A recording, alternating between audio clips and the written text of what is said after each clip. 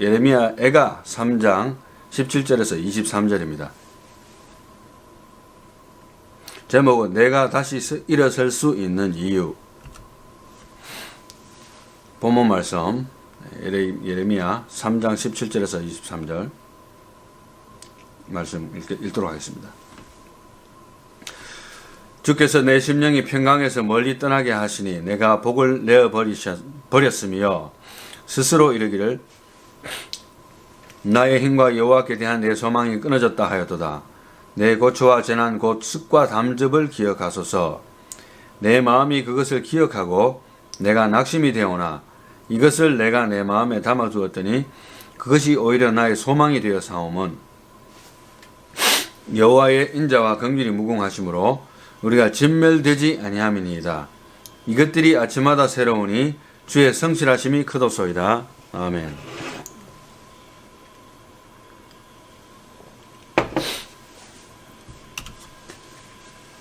예레미야 애가는 히브리어로 에카라고 하죠. 에카, 슬프다 이런 뜻입니다. 시대적인 배경을 본다면 우리가 이미 다루었습니다만 간단하게 이야기하면 BC 586년에 바벨론에 의해서 남유다가 멸망을 하고 그것을 슬퍼하면서 애도한 시라고 볼 수 있어요. 모든 백성들이 포로로 끌려가고 나라는 망했잖아요.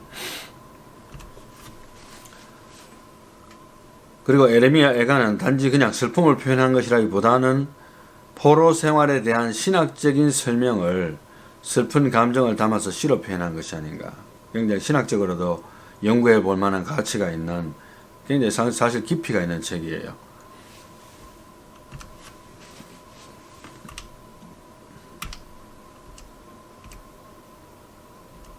예.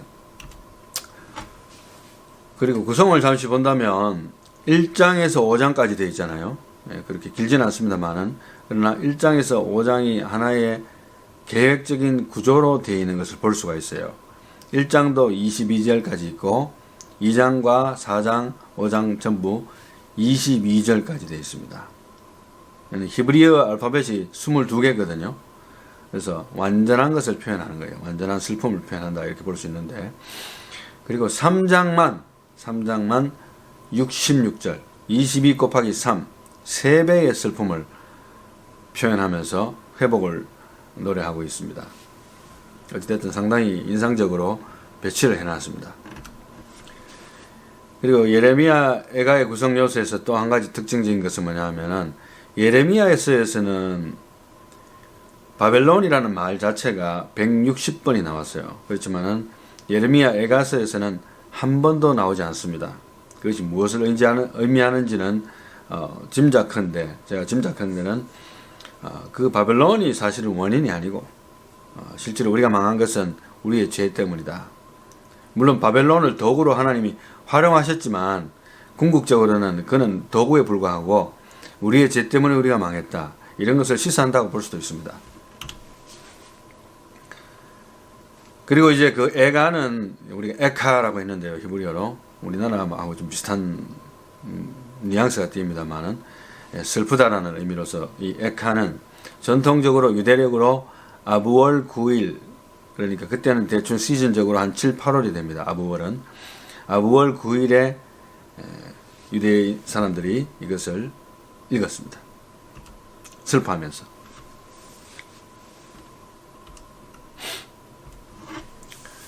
이제 본문으로 들어가기 전에 이 예레미야 애가서에 나타나는 슬픔의 내용들을 좀 보기를 원해요. 그냥 슬프다 무슨 뭐가 있느냐 내용들을 좀 봐야 될 것 같아요. 그래서 슬픔의 내용들을 먼저 보고 그 다음에 결론을 내리도록 그렇게 하겠습니다.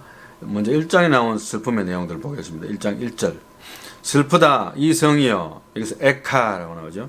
이 에카가 결국에는 이 애가의 주제이기도 하면서 또 타이틀입니다.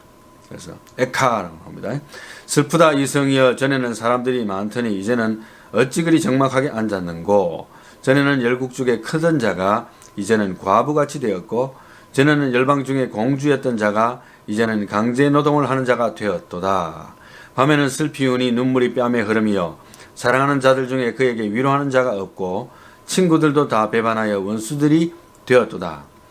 그의 대적들이 머리가 되고 그의 원수들이 형통함은 그의 죄가 많음으로 여호와께서 그를 곤고하게 하셨습니다. 어린 자녀들이 대적에게 사로잡혔도다. 여기 나오죠. 죄가 많음으로 여호와께서 그를 곤고하게 했다. 이제 원인이 나오죠. 그리고 12절로 건너뛰면 1장 지나가는 모든 사람들이여 너희에게는 관계가 없는가? 나의 고통과 같은 고통이 있는가 볼지어다. 여호와께서 그의 진노하신 날에 나를 괴롭게 하신 것이로다. 내가 안다는 거예요. 하나님이 그렇게 했다는 것을. 그리고 13절에 높은 곳에서 나의 골수에 불을 보내어 이기게 하시고 엄청난 고통을 주신다는 겁니다. From on high he sent fire into my bones. 불이 뼛속에 들어갈 정도로 나를 고통스럽게 했다는 겁니다. And it prevailed over me. 나를 점령했다는 거예요. 그래서 내가 너무너무 고통을 당하고 있다. 내 발 앞에 그물을 치사 나로 물러가게 하셨으며 종일토록 나를 피곤하게 하여 황폐하게 하셨도다. 내 죄악의 멍에를 그의 손으로 묶고 얽어 내 목에 올리사 내 힘을 피곤하게 하셨으며 내가 감당할 수 없는 자의 손에 주께서 나를 넘기셨도다. 얼마나 비참한 현실인지 모르겠어요. 그것이 예레미야 자신의 입장도 되지만 백성들의 입장이 되는 거예요. 그리고 슬픔의 내용들에 제가 또 2장으로 좀 건너뛰어서 보겠습니다. 그래서 1장에는 죄와 벌이라고 할 수 있어요. 한마디로 타이틀을 붙인다면 슬픔의 내용들이 죄 때문이다. 그리고 벌을 받았다.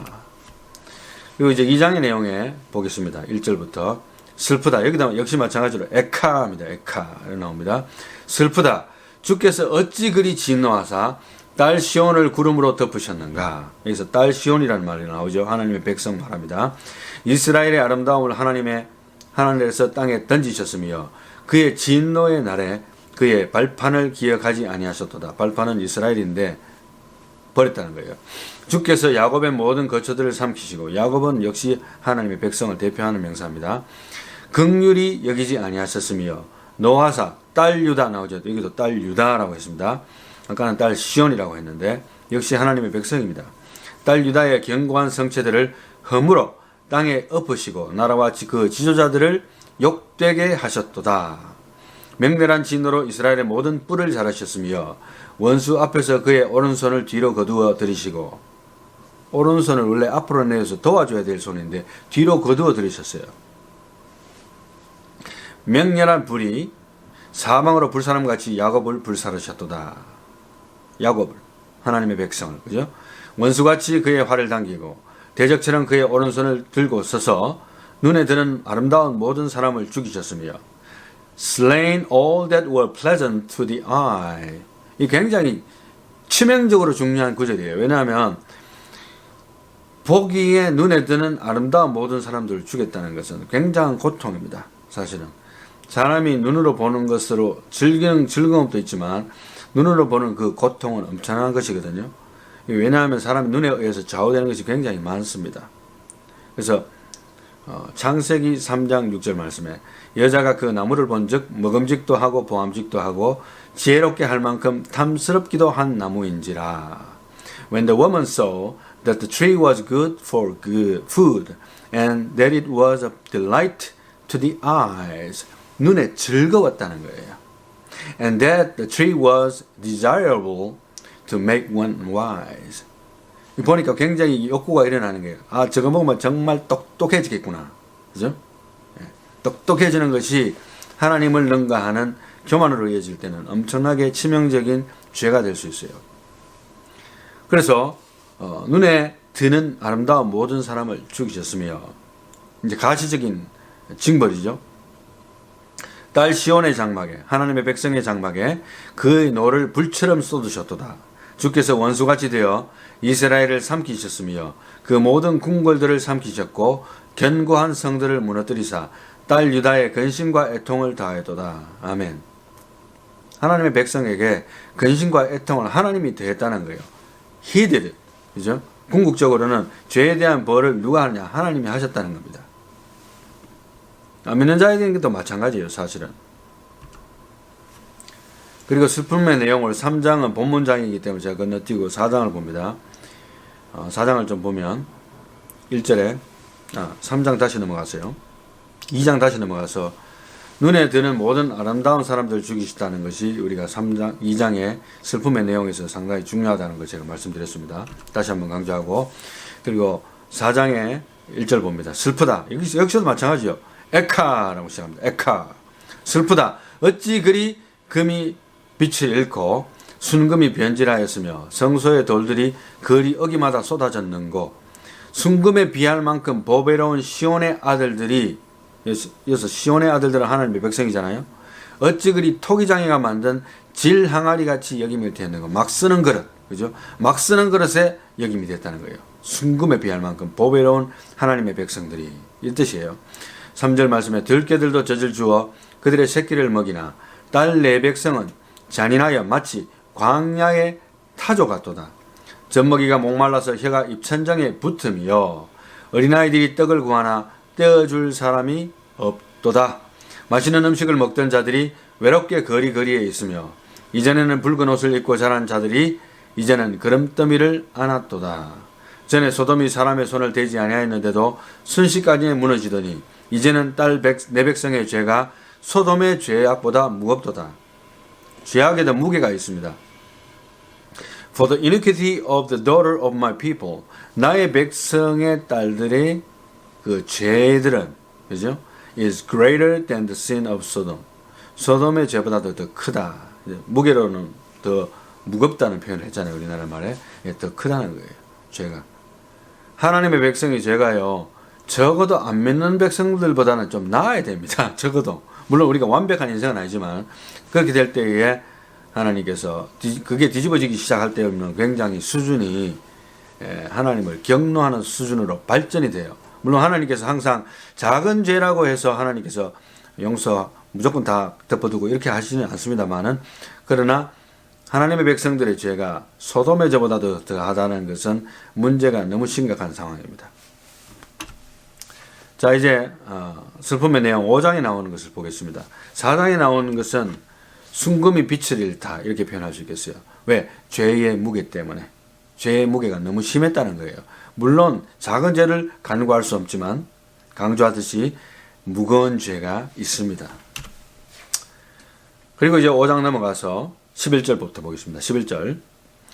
대적들이 시온에서 부녀들을, 유다 각 성읍에서 처녀들을 욕보였나이다.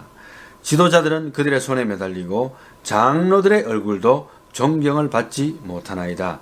청년들이 맷돌을 지며 아이들이 나무를 지다가 엎드러지오며 노인들은 다시 성문에 앉지 못하며 청년들은 다시 노래하지 못하나이다. 우리의 마음에는 기쁨이 그쳤고 우리의 춤은 변하여 슬픔이 되어 싸우며 여호와여 우리를 주께로 돌이키소서. 그리하면 우리가 주께로 돌아가겠사오니. 이 표현을 했거든요. 그리고 우리의 날들을 다시 새롭게 하사 옛적 같게 하옵소서. 이렇게 이야기합니다.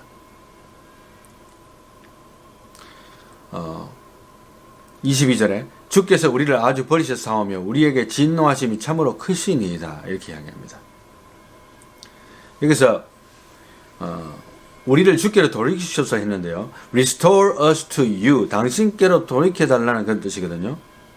That we may be restored. 우리가 회복될 수 있도록. Renew our days as of old. 옛날처럼 우리의 날들을 회복시켜 달라는 거예요. Unless you have utterly rejected us and are exceedingly angry with us. 우리에게 너무 절대적으로 화를 내시고 너무 분노가 격심하기 때문이 아닌다 하면은 그렇게 해달라는 그런 표현을 해석되는데, 사실은 이 NASB 해석보다는 킹 제임스 버전을 더 저는 따르고 싶은데, 킹 제임스 버전은 이렇게 이야기합니다. Turn thou us unto thee. 당신에게 우리를 되돌려 주세요. O Lord, and we shall be turned. 그 다음에 우리가 회복될 겁니다. Renew our days as of old. 우리를 옛날처럼 회복시켜 주시옵소서. But, 그렇지만 Thou hast utterly rejected us. 우리를 굉장히 거부하셨고 Thou art very wroth against us. 우리를 굉장히 힘들게 하십니다. 이렇게 표현하는 거거든요. 그렇게 하지만은 우리를 회복시켜 달라는 뜻이에요. 하나님이 어떤 화를 냈든지 상관없이 그런 상황이지만 하나님께서는 우리를 회복해 달라. 여기 보면 여호와께 돌아가자.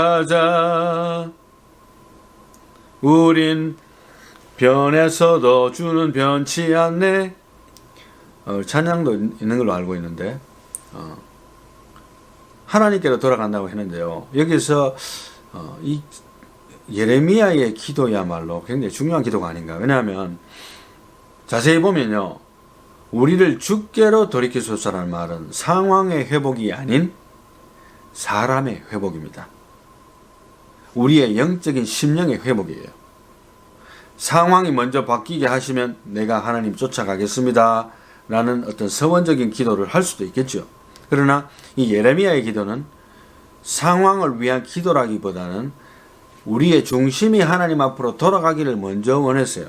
그러면 모든 것이 회복될 것이라는 거예요. 마치 먼저 나라와 그 의를 구하면 이 모든 것을 너희에게 더하시리라는 예수님 말씀처럼 굉장히 신학적으로 중요한 포인트가 아닌가. 백성들이 회복할 수 있는 궁극적인 베이스가 된다는 것은 결국에는 우리가 돌아갈 수 있도록 하나님의 성령이 감화 감동 주셔야 된다는 것을 기도한다는 거예요. 때로는 우리가 우리의 의지로 알고 있다는 것도 지키지 못할 때가 많은 것은 우리가 우리의 의지로 할 수 없기 때문이에요. 네, 사탄이 우리를 장악하기 때문에. 그래서 우리는 기도해야 됩니다. 우리를 주께로 돌이켜달라는 간절한 기도가 있을 때에 그것이 회복의 가능성이 되는 거예요. 회복을 요청하는 기도에서 상황을 위한 기도보다는 우리의 영적인 회복을 먼저 기도하는 것이 하나님이 더 기뻐하시는 기도가 아닌가, 저는 그렇게 생각합니다.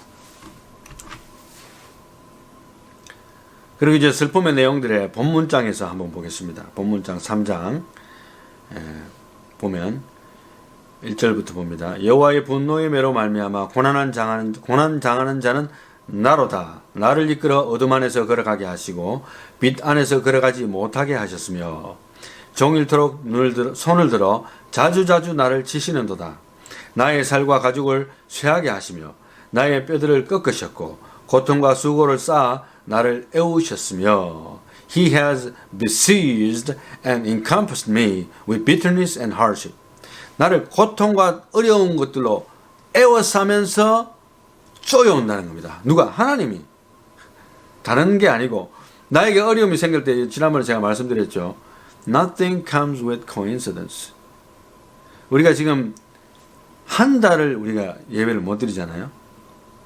하나님 앞에서 우리가 반성을 할 필요가 있어요. 왜? 저부터 시작해서 여러분들도. 왜 이럴까? 그죠? 또 오늘 원래는 대면 예배 하려고 했는데 못 했잖아요. 다음 주로 미뤘습니다. 그래서 이 대면 예배의 은혜가 보통이 아니구나. 영적으로 우리가 굉장히 다운될 수 있는 시기가 될 수 있기 때문에 정신을 바짝 차리고 기도해야 되겠다 하는 생각을 다시 한번 해보게 되었어요. 여러분들 어떻게 생각하실지 모르지만, 그러니까 하나님이 다른 게 아니고 사탄을 통해서 시험을 하시지만 하나님이 besieged and encompassed me with bitterness and hardship. 나에게 고통과 어려운 일로 애워싸고 쪼인다는 겁니다. 그래도 정신 못 차리면 뭐 할 수 없죠. 우리가 정신 차려야 됩니다. 그런 뜻이죠. 그래서 성경에는 물론 없습니다만은 후에 예레미야는 바벨론 멸망 후에 애굽으로 끌려가서 하나님의 말씀을 증거하다가 돌에 맞아서 순교했다는 것으로 알려져 있습니다. 하나님의 종들이 죽음을 불사하고 복음을 증거할 수 있던 이유가 바로 이것이 아닐까. 그죠? 하나님이 모든 것을 거머쥐고 계신다. 절대적인 믿음이에요. 그런데 이제 3장의 내용에는 고난의 내용도 있지만 상당히 많은 구절에 66절까지 있습니다만 다 볼 수는 없고 상당히 많은 부분에서 희망을 이야기하고 있습니다. 부분적으로 한 번만 더 보겠습니다. 보면 26절 볼까요? 사람이 여호와의 구원을 바라고 잠잠히 기다림이 좋도다. It is good that he waits silently for the salvation of the Lord. 오늘 찬양했죠. 잠잠하라, 잠잠하라. 하나님의 구원을 바라고 잠잠하는 것이 좋다는 거예요. It is good, recommended, very important 이런 뜻이에요. 사람은 젊었을 때에 27절 멍에를 매는 것이 좋으니 혼자 앉아서 잠잠할 것은 주께서 그것을 그에게 메우셨습니다. 저는 중학교 2학년 때 선교사 되겠다고 선언하고 나서 일반 대학을 가지 않고 가고 싶었지만 고등학교 3학년 때 허리 디스크가 와서 사실 공부를 많이 못했어요. 그것이 사실 계기가 돼서 신학교를 바로 가게 되었습니다. 얼마나 감사한지 사실 몰라요. 저 개인적인 입장에서는. 부모님들이나 주변 분들은 다 일반 대학 가서 가는 게 어떻겠느냐. 그게 또 그때의 추세예요. 그때 한국 교회의 목회자의 진로의 추세예요. 일반 대학 갔다가 신학 대학원을 가는 거예요. 그러나 저는 바로 신학 대학 갔어요. 그래서 너무나 감사했고 거기서 바로 신학 공부하게 됐고 20살 때 개척교회 전도사로 가게 됐습니다. 그래서 작지만 하나님 일을 하기 시작했다는 것이 저에게 너무 즐거움이었어요. 주변 분들은 뭐 어떻게 생각할지 모르지만 저에게는 굉장히 영적으로 즐거움이었는데 사람은 젊었을 때 멍에를 매는 게 좋습니다. 왜냐하면 나이가 들수록 멍에 매기가 힘들어집니다. 왜? 이것 따지고 저것 따지고, 그죠? 남편과 아내, 또 자녀, 그죠? 앞으로의 리타이어먼트 문제, 이런 모든 고민들이 아마 젊을 때 2배, 3배 이상으로 다가오는 것 같아요. 저도 50대이기 때문에 그것을 실감을 하면서 살고 있습니다. 그래서 젊을 때에 하나님께서 멍에를 매기시는데 그대의 입을 땅에 그것을 그에게 메우신 게 하나님이라는 거예요. 그리고 29절에 그대의 입을 땅에 티끌에 댈지어다 혹시 소망이 있을지로다. 고난 가운데 하나님이 소망 주신다는 거예요. 이는 자기를 치는 자에게 뺨을 돌려대며 치욕으로 배불릴지어다. 왜? 나에게 뺨을 치는데 내가 치욕으로 배를 불릴 이유가 있습니까? 같이 맞받아 쳐야죠. 그렇지만은 그때 참고 인내함으로 말미암아 하나님이 나에게 주시는 축복이 올 수 있습니다. 그 하나님께서 나에게 처벌을 하지 아니하시고 축복으로 이어지게 하는 계기가 될 수 있어요. 많은 경우가 그래요. 이는 주께서 영원하도록 버리지 아니하실 것임이며 그가 비록 근심하게 하시나 그의 풍부한 인자하심에 따라 긍휼히 여기실 것임이라. 주께서 인생으로 고생하게 하시며 근심하게 하심은 본심이 아니시로다. 이건 제가 굉장히 좋아하는 구절입니다. 개인적으로 3장 33절 For he does not afflict willingly or grieve the sons of man. 사람들에게 어려움을 주고 고통을 주고 근심거리를 주는 것은 하나님의 원래 본심은 아니라는 거예요. 그들을 경각시키기 위한 것인데도 본심 아니라는 겁니다. 이제 본문 말씀 들어갑니다. 17절 주께서 내 심령이 평강에서 멀리 떠나게 하시니 내가 복을 내어버렸으며 스스로 이르기를 나의 힘과 여호와께 대한 소망이 끊어졌다 하였도다. 내 고초와 재난 곧 쑥과 담즙을 기억하소서. 내 마음이 그것을 기억하고 내가 낙심이 되오나. 그죠? 자기가 얼마나 고통당하는 걸 묘사하고 있고 Surely my soul remembers and is bowed down within me. 내 영혼이 내 안에서 그냥 거꾸로 떨어졌다는 겁니다. 21절 이것을 내가 내 마음에 담아두었더니 뭡니까? 그 모든 상황들을 마음의 고통을 마음에 담아두는 가운데서 그것이 오히려 나의 소망이 되었사오면 그 슬픔들이 어떻게 소망이 됩니까? 보세요. This I recall to my mind, therefore I have hope. 다시 기억하는데 희망이 생겼다는 거예요. 뭡니까? 22절 여호와의 인자와 긍휼이 무궁하심으로 끝이 없다는 겁니다. 우리가 진멸되지 아니합니다. 깨닫다는 거예요. 23절에 이것들이 아침마다 새로우니 주의 성실하심이 크도소이다. They are new every morning. Great is your faithfulness. 성실함을 영어로는 faithfulness라고 했습니다. 신뢰가 가는 분이라는 거예요. 오늘 아침에 마음 달라지고 내일 아침에 또 마음 달라지는 하나님이라면 우리가 신뢰할 수가 없겠죠. 그러나 그의 성실하심은 무궁합니다. 그의 택하신 백성들에 대해서. 이제 결론을 내려야 되는데요. 하나님 말씀 맺습니다. 제목을 제가 내가 다시 일어설 수 있는 이유라고 붙였습니다. 오늘 하나님의 성실을 이야기하면서 내가 다시 일어설 수 있는 이유가 무엇인가.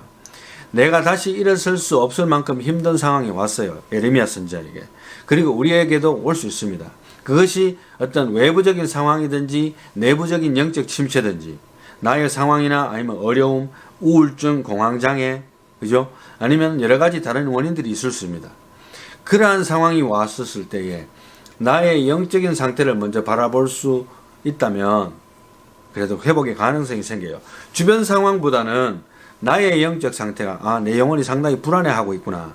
내가 지금 내 영혼이 내 속에서 거꾸로 떨어져 있구나. 예레미야 이야기하듯이 그런 나의 영적인 상태를 이렇게 볼 수가 있다면은 그것을 향해서 기도할 수 있는 가능성도 생기잖아요.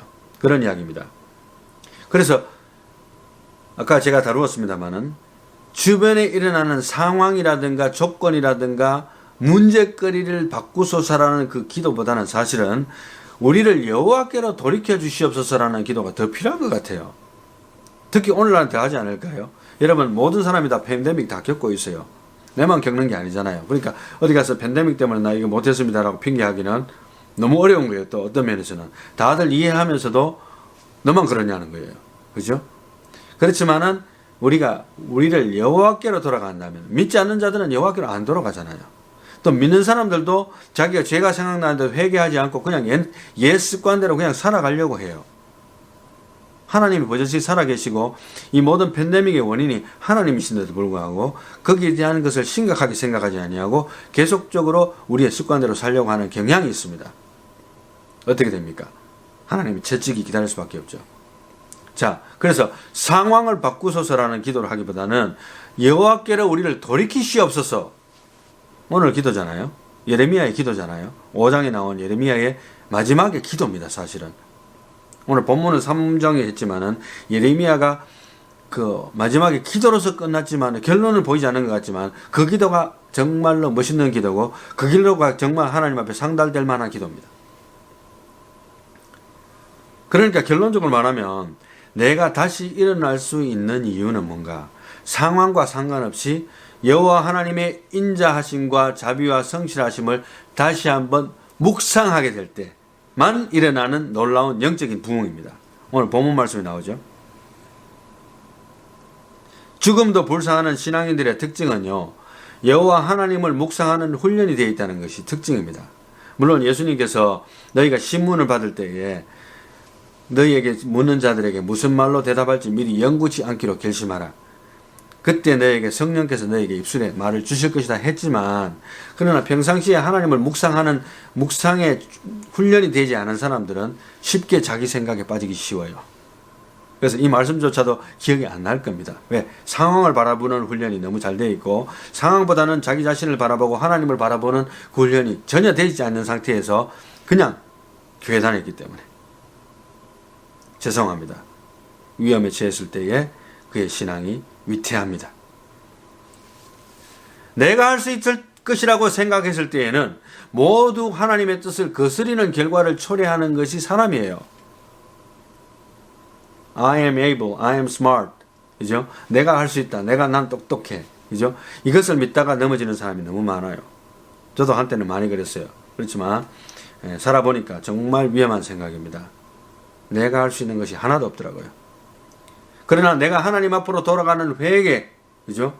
묵상과 찬양과 기도의 올바른 자세로 임하게 되는 will alignment, 영적인 will alignment가 되는 그 시각부터, 그 초부터, 분초부터 하나님은 적극적으로 움직이기 시작합니다.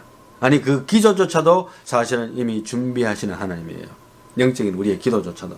얼마나 은혜입니까? 그러니까 모든 것이 은혜인 거예요. 모든 것이 은혜인 거예요. 교만할 수가 없어요. 다시 한번 말합니다.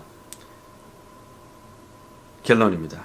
내가 다시 일어설 수 있는 이유, 그것은 바로 하나님의 인자와 성실하심입니다.